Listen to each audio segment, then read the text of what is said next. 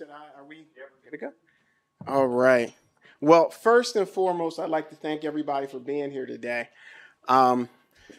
If we can start things off by having our GVI partner group, if everybody, the presenters and everybody could start to make their way up to the front here and the rest of the team. Yeah, Miss April. Don't be shy.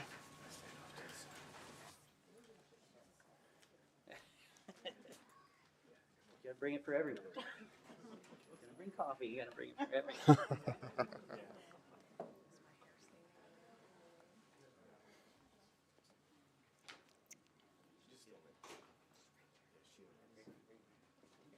All right, Lance, do we have everybody? Okay.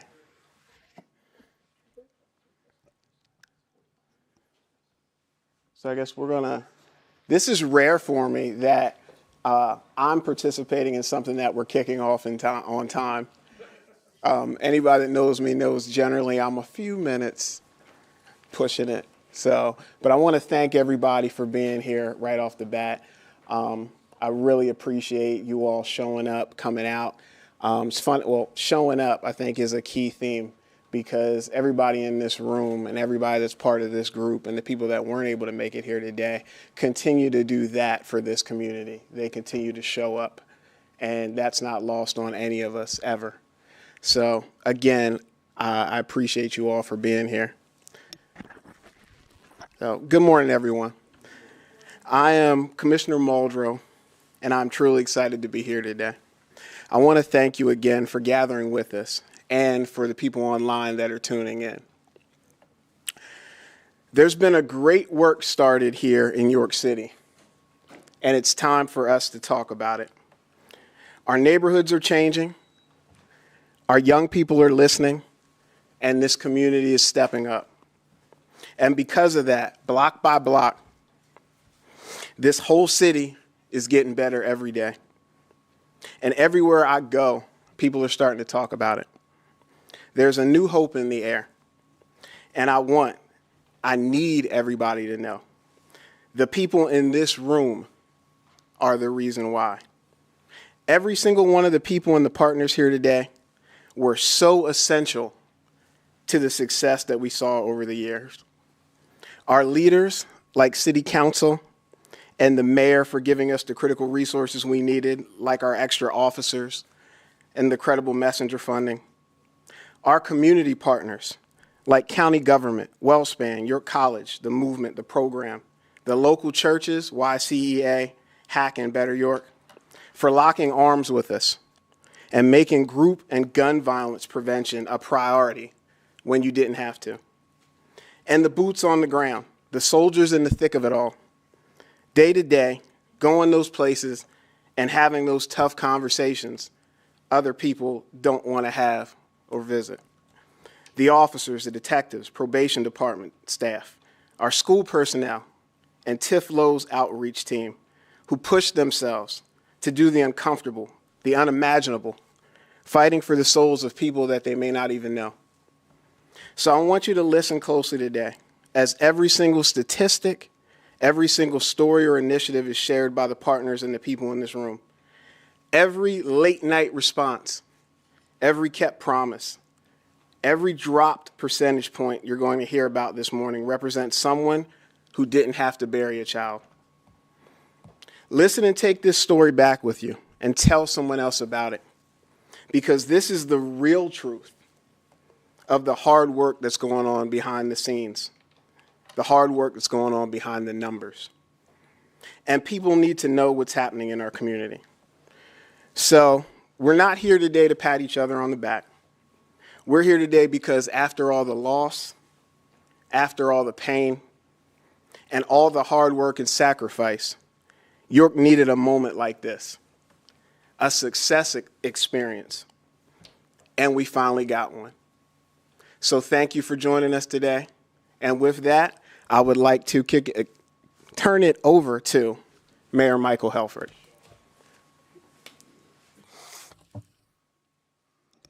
Thank you, Commissioner.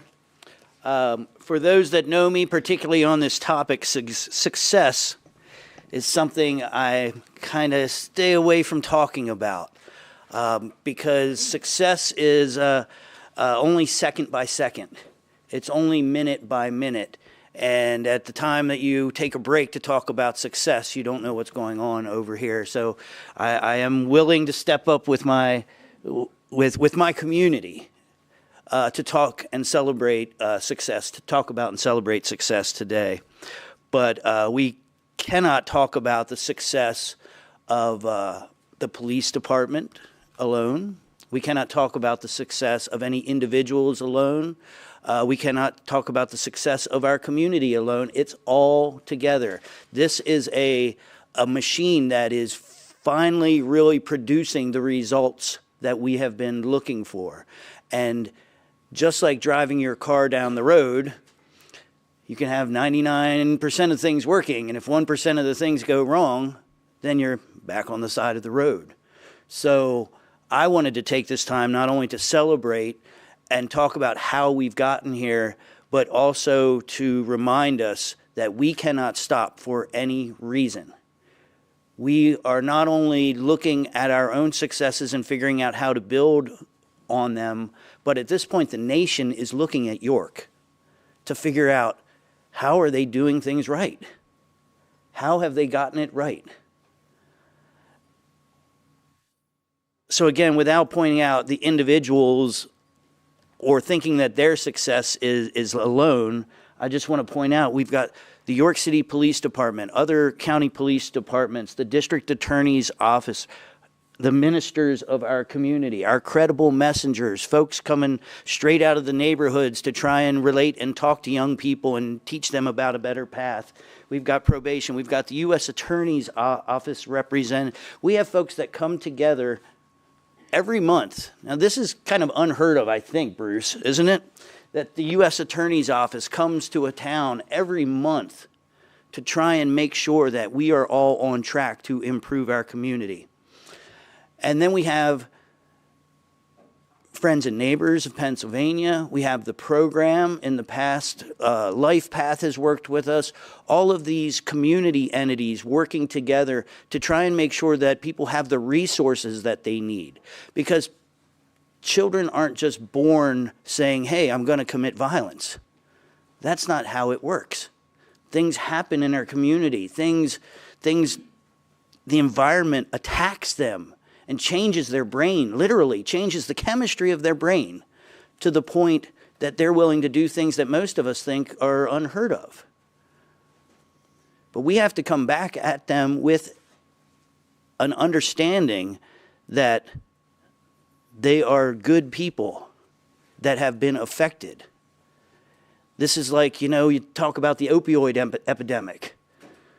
At one point, when people were on drugs, everybody said, oh, those are bad people. Let's lock them all up. And then we progressed in a way that we said, oh, wait a minute, it's a disease. It's an epidemic. The violence is an epidemic too, and we need to treat each individual. And this team coming together here, and WellSpan being represented, all these partners that are coming together are talking to these individuals, talking to their families, finding what they need, whether it's one of the craziest things we've done, a family, an individual that said, my dog is sick and needs assistance. I know this sounds way out there. You're trying to fight violence by helping a dog, literally. So we call these the big little things. What little things can we do to help improve people's lives? We just kicked off the More Graduations, Less Funerals scholarship. How do we get our young people out of the streets and into the seats of an institution that is going to help progress, not just them, but their families, and therefore their neighborhood, and therefore our city? Everybody working together. And then we have our community outreach team with Tiff Lowe, the most amazing manager I can imagine, for getting to the hearts of people who have been abandoned in some cases and giving them a little bit of hope to make them say, hey, maybe I can turn away from this. Maybe the world is not just a violent place where I have to kill or be killed. because that is what is in the mind of some of these young people. So it takes a lot of work to break down these layers, but I just want to finish up by kicking off the celebration with some of the data, which I'm more known for, probably crunching data than anything. But if you get our annual report, you'll see on page 6, I just wanted to start off with a 36% reduction in overall gun violence. A 36% reduction. That is a little bit not right. And I will say, because included in that reduction of gun violence are 142 illegal guns that were taken off the street by the York City Police Department, York County Drug Task Force. So when you see some of these bigger numbers, just remember that the reason the overall gun violence reduction is smaller is because we're counting those successes as gun violence. They're little check marks, even though they're the opposite of gun. They represent gun violence because they're illegal guns in our community, and that's why we include them. But they're not violent activity. It's us being successful removing an instrument of violence from our city.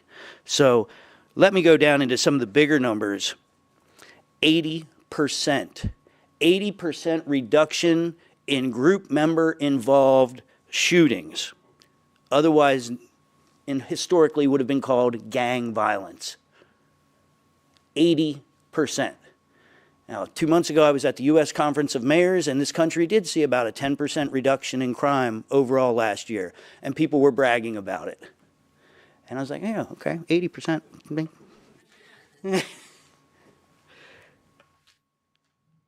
50% reduction in shots fired. People hearing shots. That's a 50% reduction in trauma. Not just for young people that might be near it, but for our veterans hearing shots ringing out in their communities. You know, anybody that has ever been involved or near violence of this nature, when you hear a shot, it re-triggers you. So a 50% reduction in those triggering events, even though maybe nobody was hurt in that, 50% reduction. And then finally, and I know I'm taking more time than I was probably allowed, but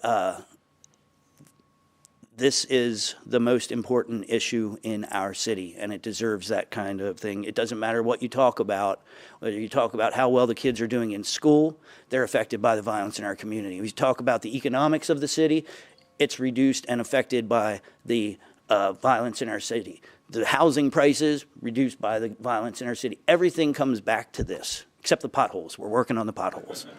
But everything else comes back to the violence. So this success is everybody's success in almost every category of things that we're dealing with. So a 60% reduction, finally, in individuals. Well, it has 63% reduction there because that's incidents, right? Or is that? That's the number of people. 63% reduction in the number of people actually hit by a projectile from a firearm. So at this time, and I do want to recognize Council President, thank you for being here, Ed Queen of Washington, and Terry Janescu, Councilwoman, thank you for being here, because from the government side, you know, we're all working together on this. But again, this is not our success. This is the community's success. This is a family member taking a young person under their wing, even though maybe they're not getting everything they need, but sometimes it just takes one giving you what you need. And so maybe you're not the immediate member of the family. Maybe you're a cousin, an uncle, or a grandmother, whatever it is. You're GVI. If you're a barber or a store owner or someone that has an opportunity to just talk with young people, you're GVI. If you're part of a nonprofit that's helping a family, you're GVI. This is all of us working together. And again, with a big knock on wood, I celebrate the success of our community, and I thank you all, and let's do it again this year. At this time, I appreciate the one clap. Thank you. At this time, yes, please do, save your applause. At this time, I would like to introduce our GVI project manager, this individual, this is your favorite part, right? No. I know it's not. No, it's not. Here is a person that does not want to talk in public, that does not want to, she just wants to help her babies. That's what she wants to do. Tiff is a person that came from hard times and can relate better than almost anybody I know to what our young people are going through. And, you know, I call York City the city of second chances. York City gave me a second chance. And Tiff has gotten a second chance from a life that she lived before. And she has just blossomed like a superstar. And it makes me know even more deeply in my heart that everybody in York deserves a second chance and can blossom into something absolutely amazing if we put our energy into them. And Tiff, you're absolute proof. I love you. Come on up. I appreciate you. Hello. You would think that walking into year 3, I would be more comfortable and not nervous. My palms are still sweating, and I'm still nervous. But thank you all for coming. As I look around, what keeps me calm is seeing so many familiar faces, seeing family, you know. Everybody in this room is family. Everyone in this room is the reason that we are able to have these numbers, because everyone has done their part. Coming in to this in 2021, and Vicky, you and I just were speaking about this. I came in this thing blind. I didn't know what I was doing. I didn't understand what I was supposed to do.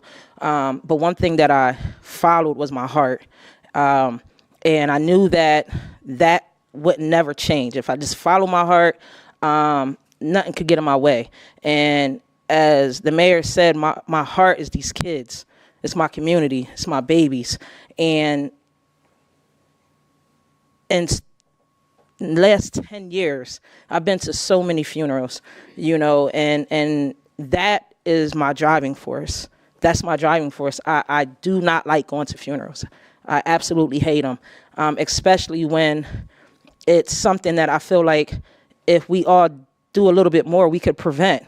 You know, it's one thing to go to a funeral because someone passed away of cancer or something. It's another when it's bullets flying, because these young individuals have the lack of. So now what I have learned over the years is to make sure that I am the driving force of providing opportunities for these young individuals. And the only way that I can do that is sitting in rooms with people like you all, finding out what is it that our community needs. I can't figure this out on my own. If I had to figure it out on my own, I would say, let's just give them all love, you know, but it takes a little bit more than that. So I thought about something long and hard while I was standing up there, and you know, like I said, I'm in a room full of family, and someone had said something to me one time, and they were correct. And I remember I took offense to what they said to me. They said, Tiff, you know, if you was to work anywhere else, you would be fired. And I took offense to that, almost took me down. But that person was absolutely correct. I would be, because I wouldn't follow my heart in any other capacity. If I worked for WellSpan, I love you, Vicky, but you would fire me. You would. You know, you're at college, Dom, I love you. But if you hire me, I will be fired. I would do it for the money. I would do it to check a box. I might even do it to stand next to you and take a nice picture. But this work right here, you can never take me from, because I do it from my heart. I do it my way. I don't do it the way that my job description tells me to do it. I'll never do it that way. I have to do it in a way that I can go out there and save these children. As the mayor said, and I'm going to be honest with you because I'm in a room full of family, I'd rather be at my office right now trying to contact a young man that needs to get approved for one of our scholarships. That's what I'd rather be doing. However, I know that this is important too. So I'm here to let you guys know the work that we're doing. And I want to thank you all for the work that you guys helped me do. Again, this is never, ever going to be a Tiflo show. You know, it's a York City show. Each person in this room, even if you do not think that you're doing enough, you're doing more than enough. Continue to believe in the work that GVI is doing. Continue to do the individual work that you all are doing, because it is showing that not one person can do it alone. So thank you, York. I hope that I gave you guys enough with my few minutes of speaking, and I'm gonna go back here and stand with my team. The next person up is a guy I have grown to love, Dave Sunday.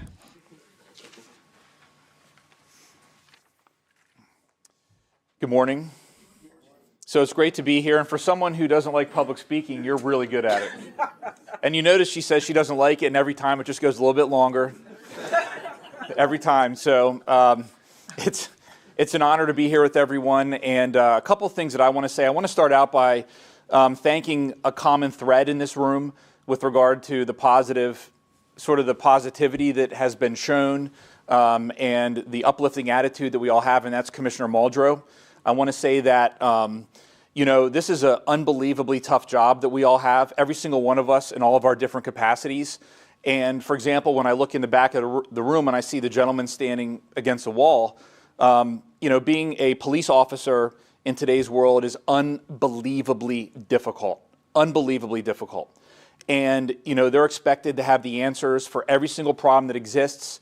They're expected to have them just like that. You know, not everyone that they meet in the course of their job welcomes them and gives them the accolades that they receive here. And it happens over and over again every day.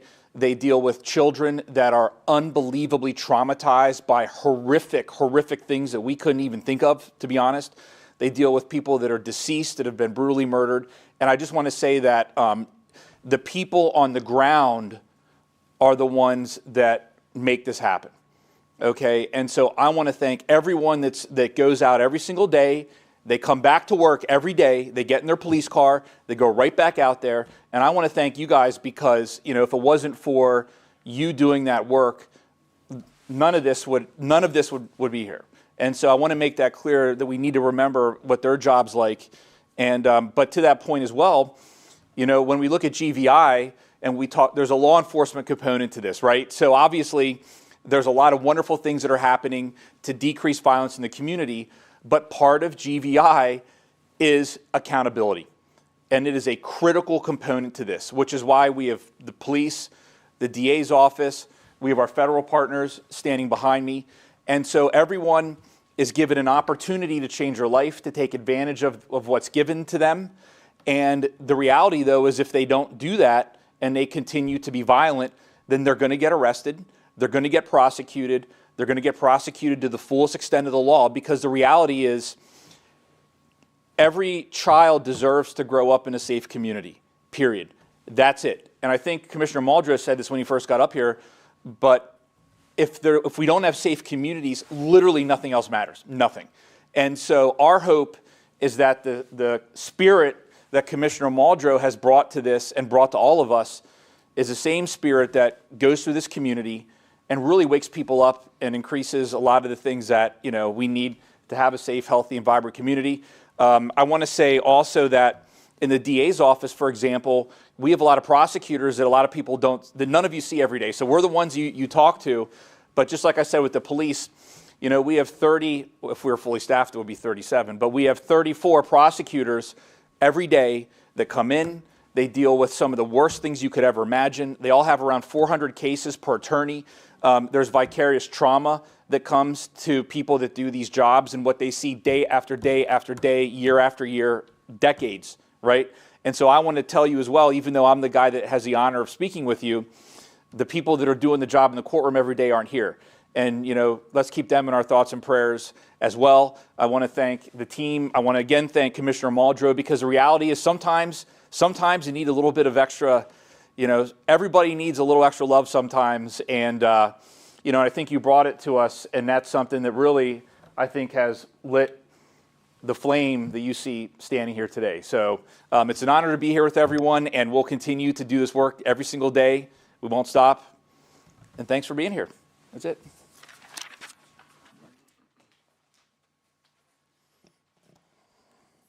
Hello, everybody. Hello, everybody. Yeah, I'm the nervous one, not you all. So. I just want to first say that it's awesome that everyone came out today, and I think it's amazing. I think the support that the GVI gets is really impressive. And then secondly, I want to say to this group of people back here, it's been a pleasure. I'm probably, in terms of tenure, the youngest one on this board. And I worked in the community so many years, but I worked in education and faith-based and other things, but not in terms of, it's just like law enforcement, sort of. But in education, I've dealt with children that have put me to tears in terms of their experiences. And so it blew me away one time. We had a campfire, and they gave the kids a stick, and they were to express something that they were going to overcome.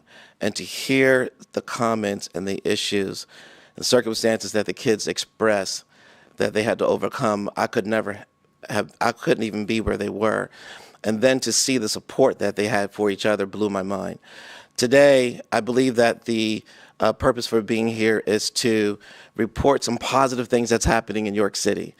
And this is great. The reason why it's necessary to report it is because it's a positive thing and it's real. The numbers are showing it, and York is being looked at. And so it's imperative that we come together, stay together, and continue to push forward, because something positive is happening. We're changing some of the dynamics. This is an opportunity for, well, York can be very politically divided, and that's an understatement. So this is something where that affects all of us. It affects every last one of us, not only just ourselves, but our parents, our children, our friends, all of our relatives. And a community, as you heard, cannot function where there is no safety. So this is not something as to be braggadocious. This is our community, and this is a number of group of people from different genres and places that have come together. We are you, and you are me, and so this is something where it's happening. It's a great thing. Let's be supportive continually. Let's come together, not politically, but let's take care of our home. Since I'm a pastor, can I just say amen? Amen. Thank you. And I say that very, very strongly. This is not political. This is not personal. I may not like you because you are a libertarian. It doesn't, but this is our home. Let us come together, stay together, and move forward, and making sure that these numbers get even greater, and that York City is not just, it's just not just happening here, but as you heard, that we could become a beacon for our neighboring communities and our nation. I think that should be enough for me to say. I'm glad to see my clergy brothers here. Amen. I'm not going to call names because I'm not supposed to, or I shouldn't. I'm glad to see our educators here.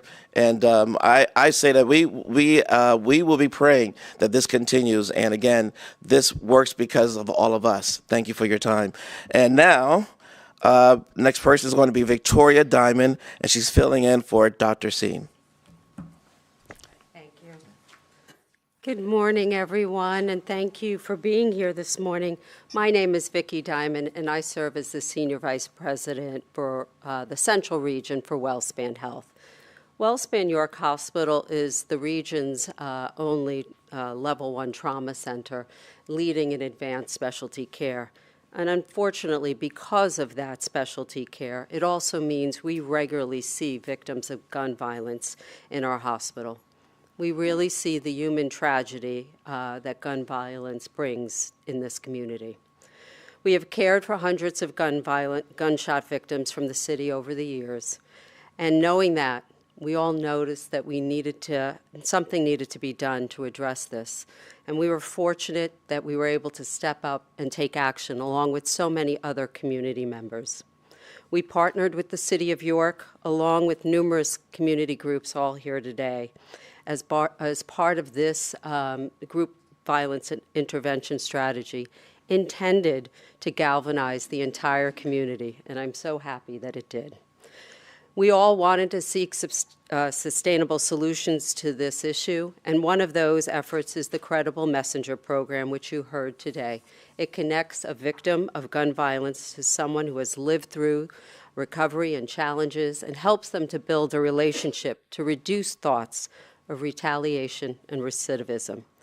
And WellSpan has a very large team supporting this program, from trauma services to the emergency department, from social workers to behavioral health professionals, from community health workers and spiritual care. At WellSpan, our culture of inclusivity plays a key role in informing our outreach to improve the health of our communities. We help to foster a community that creates opportunities for young people. And last year, we were proud to host at the William Penn High School, Pennsylvania's first Black Men in White Coats Youth Summit. This event offers students in grades 7 to 12 a full day of healthcare career exploration. And we're proud to say that this year, with the success of last year, we will be hosting another one in collaboration with your college on Saturday, May 18th. It's free to all to attend, and it's open to all students and young people. And we hope that this will help to inspire young people by laying the foundation for success through mentorship and networking. And of course, we also recognize we need to do more in the area of mental health and substance abuse. And so in our community, we've undertaken the work of our innovative WellSpan Start Clinic. It's located just across the way at the Loretta Claiborne building. And this has also been a critical step in all of our efforts.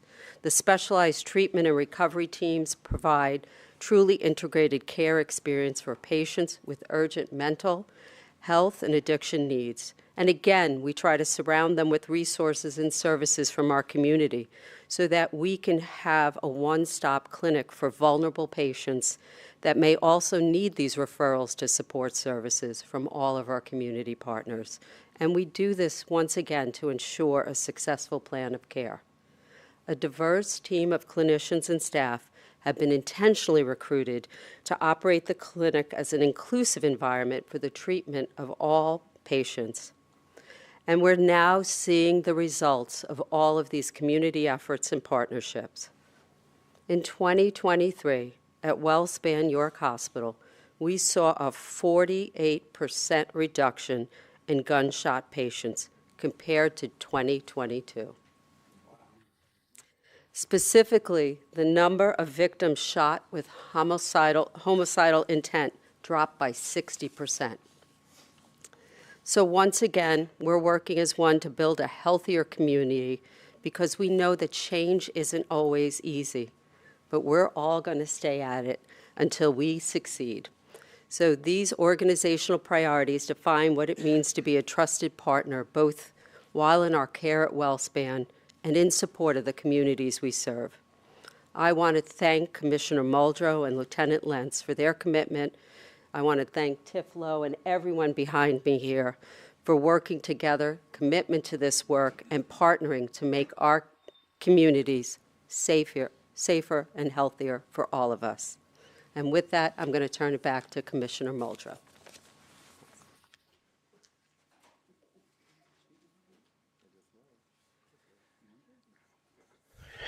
I don't know if this hits everybody else the way it hits me, but for such a time as this, the work, the effort, the talent, the commitment of all the individuals that have been involved in this, not just now, but for years, is coming together, and it's really happening in this community. And I'm so glad to be able to be a part of that, and that everybody else is able to see it too.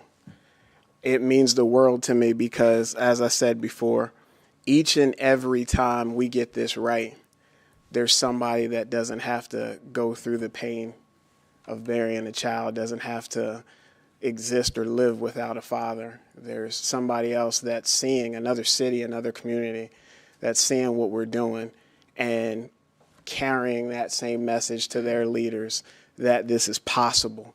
And I think that's what means the most to me, is the sum total of everything we've been doing has been able to show our community moving forward, no matter what hard times hit us, that these kind of numbers, this kind of success, these kind of outcomes are possible. So I just want to thank everybody that continues to be a part of that and has done what they've done to get us to this point. Because last year was a moment that this community so needed to see, a success that we all needed to see, and something for us to build on. So in conclusion, I just want to take a second to say there is absolutely no place I would rather be. There is no community I would rather be fighting for, and no team I would rather be standing in any fire with than these individuals I'm surrounded by. So thank you for being here today, and let's show them some love.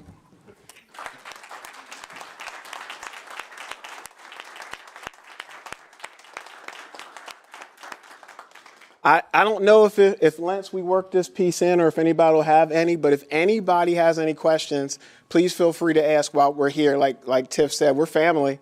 So if you ask it, we're going to answer it, and everybody's in front of you. So anybody going once?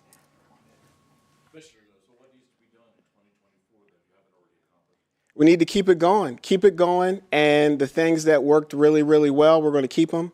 The things that may not have worked so well, we're going to throw them away and try something different, and we're going to continue to stay humble, stay open, and stay prepared to continue to give this community what it needs to see. But clearly the numbers have given you a focus. If there's one thing that you could point to that would be a direct priority in 2024, what would it be?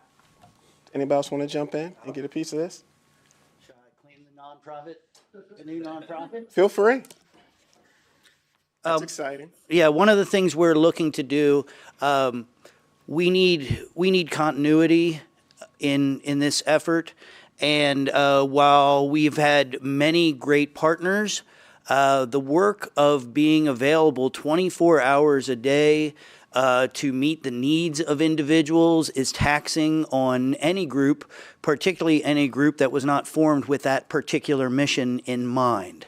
So we intend to form a nonprofit, a GVI nonprofit, so that we can accept the grants and do the services, provide the services on our own schedule, the way that we know it needs to be done. And so it'll take that component out of that one thing that we've kind of had a little trouble with. It's going to take that out of the mix, and it's going to provide certainty that those services will be provided, and there is a place for all of you to contribute your funds and help our group violence intervention continue to be successful. Mayor, just as a follow-up, so what services still need to be provided? We provide about everything. I think it's more how quick. So, I mean, for example, a gentleman was shot, and he wasn't even an intended target. And because of being shot, he was unable to go to work, and therefore he was unable to pay his mortgage. We came up with the money to pay that mortgage so that person wouldn't get thrown out because they were an accidental victim of someone else being targeted. I already mentioned the dog surgery. We'll do anything. Tell us what you need and we'll do it. As long as the community can come up with the resources. I mean, at this point, think of it. We're giving scholarships to individuals to completely change the trajectory of their family potentially. We've got families that have not had opportunity in this community. And the results of not giving opportunity are what you get. Because people are going to find a way. And unfortunately, if it's not the right way, it may involve violence. And that's what we're seeing. It's an old lesson that we should have learned 100 years ago. And we just haven't. But people will find a way to survive. And if you don't give them the best opportunity to survive, they're going to find ways that are going to harm themselves and others. So we'll try anything.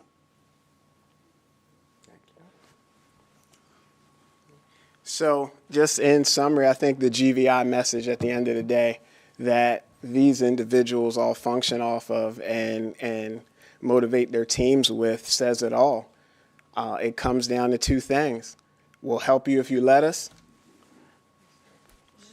We'll stop you if you make us. So it's that simple, and that's how we've been able to be productive, because we're clicking on all cylinders on both sides. So thank you again. I appreciate each and every one of you, and hopefully we'll see you again here next year.